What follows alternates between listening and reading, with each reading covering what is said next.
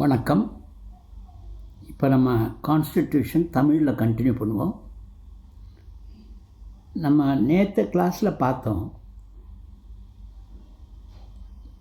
552 native states இண்டிபெண்ட்டாக இருந்தது. அப்போ அந்த யூனிஃபிகேஷன் ஆஃப் ஸ்டேட்ஸ் எல்லா ஸ்டேட்டையும் கம்பைன் பண்ணி எல்லா கிங்டம்ஸையும் கம்பைன் பண்ணி எப்படி இந்தியன் யூனியனோட சேர்த்துறதுங்கிறது ஒரு பெரிய சேலஞ்சாக இருந்தது. சர்தார் பட்டேல், பண்டிட் நேரு, விபி மேனன் இவங்க 3 பேர் கண்ட்ரிபியூஷன் ரொம்ப அதிகம்னு சொன்னேன். Part A, part B, part C, part D 3 இதாக பார்ட்டாக பிரித்தாங்க. பார்ட் ஏல 10, பியில் 10, சியில் 10, டியில் 1 யூனியன் டெரிட்டரி வச்சாங்க. இப்போ அவங்களெல்லாம் மறுபடியும் ரீஆர்கனைசேஷன் பண்ணணும். அதுக்கு என்ன பண்ணுறது அப்படின்னப்போ, இந்த எக்ஸிஸ்டிங் சிச்சுவேஷன் ரொம்ப காம்ப்ளெக்ஸான சிச்சுவேஷன். அதுக்கு நீங்கள் ஞாபகம் வச்சுக்கணும், ரொம்ப முக்கியமான டாபிக் இது. முதல் ஞாபகம் வச்சுக்க வேண்டியது எஸ்கே தார் கமிட்டி, ஜூன் 1948. ஞாபகம் வச்சுக்கணும், நான் விவரமாக சொல்கிறேன். நான் ஃபஸ்ட்டு ஞாபகம் வச்சுக்க வேண்டியது எஸ்கே தார் கமிட்டி 1948.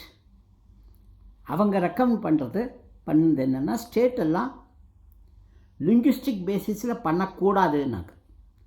அட்மினிஸ்ட்ரேட்டிவ் கன்வீனியன்ஸை பாருங்கள், லாங்குவேஜை பேஸ் பண்ணி ஸ்டேட்டை க்ரியேட் பண்ணாதீங்கன்னாங்க. யார் சொன்னால்? SK Dhar committee. எந்த வருஷம்? ஜூன் 1948 கான்ஸ்டியூட் பண்ணாங்க. இதுக்கு என்னாச்சு, காங்கிரஸ்லேயே எதிர்ப்பு வந்தது. காங்கிரஸுக்குள்ளாரே எதிர்ப்பு.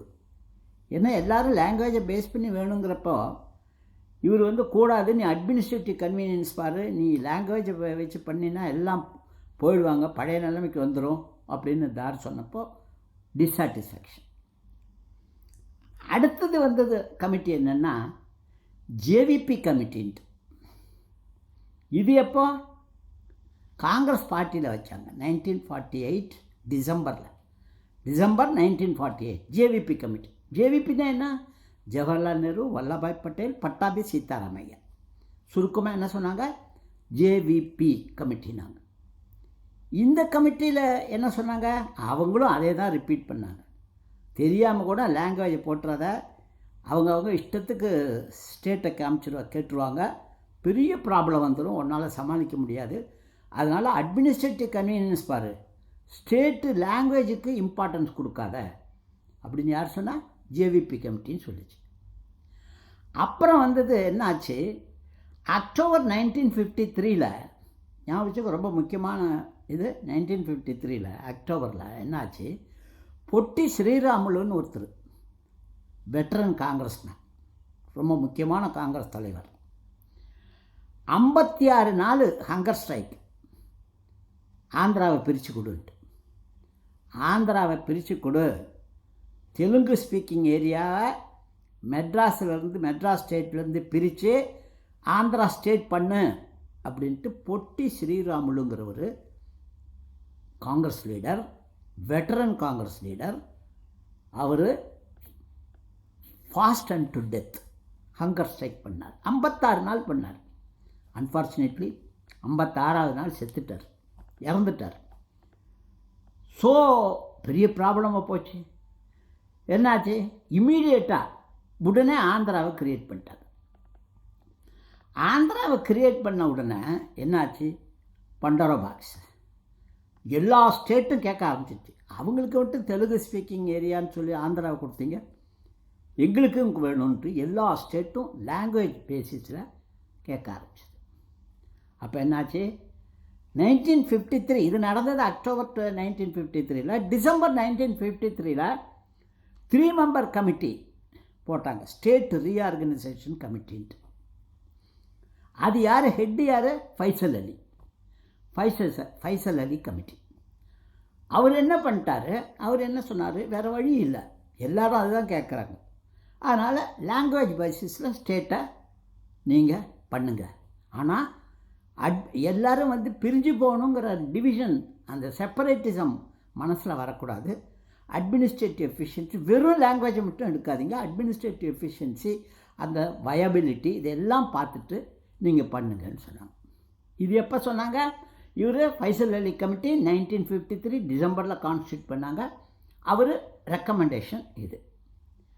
அதுக்கப்புறம் என்னாச்சுன்னா அப்புறம் தான் உங்களுக்கு ஸ்டேட் ரீஆர்கனைசேஷன் ஆக்ட் 1956 வந்தது.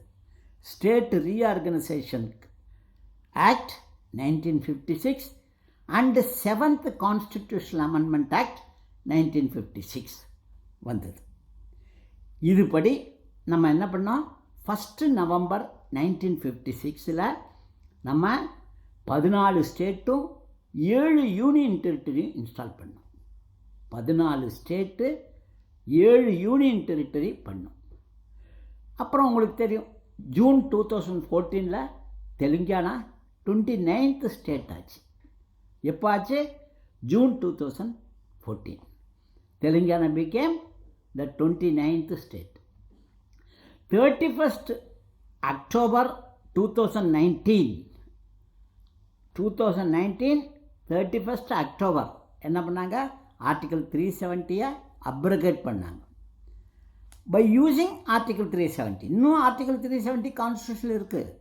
இது நினச்சிக்காதீங்க, ஆர்டிகல் 370 இன்னும் இருக்குது.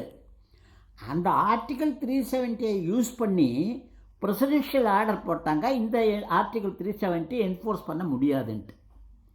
இதுபடி ஜேஎன்கேவை பைஃபர்கேட் பண்ணாங்க. என்னவா? ஜேஎன்கே ஒரு UT with state legislature and Ladakh ஒரு யூனியன் டெரிட்டரி. அதுக்கப்புறம் என்ன பண்ணாங்க?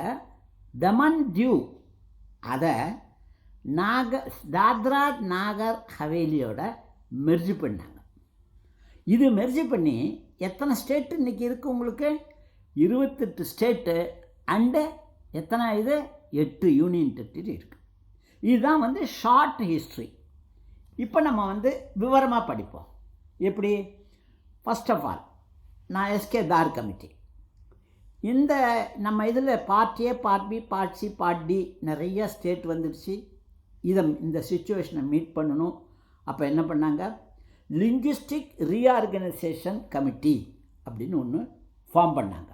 அதாவது இவங்க என்ன அதனுடைய டேர்ம்ஸ் ஆஃப் ரெஃபரன்ஸ்னா லிங்குவிஸ்டிக் பேசிஸில் நம்ம பண்ண முடியுமா அப்படின்ட்டு எக்ஸாமின் பண்ணுறதுக்காக ஜூன் 1948 எஸ்கே தார் அப்படிங்கிற ஒரு தலைமையில் ஒரு கமிட்டி ஃபார்ம் பண்ணாங்க. அவர் என்ன சொன்னார்? அட்மினிஸ்ட்ரேட்டிவ் தான் பண்ணணும், அட்மினிஸ்ட்ரேட்டிவ் வச்சு தான் நம்ம பிரிக்கணுமே தவிர லாங்குவேஜை வச்சு பிரிக்கக்கூடாது அப்படின்னு சொன்னாங்க. இது என்னாச்சு? This point created dissatisfaction, discontentment among Congressmen themselves. So என்ன பண்ணாங்க? Another linguistic provinces committee form பண்ணாங்க டிசம்பர் 1948. நோட் பண்ணுறத நோட் பண்ணிக்கலாம். December 1948 another linguistic provinces committee form பண்ணாங்க.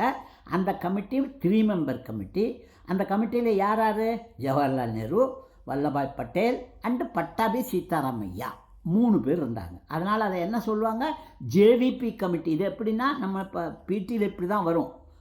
பட்டாபி சீதாராமையா கமிட்டி, அப்புறம் ஃபைசல் அலி கமிட்டி, தார் கமிட்டி, ஸ்டேட் ரீஆர்கனைசேஷன் ஆக்ட், இது அரேஞ்ச் பண்ணுமா.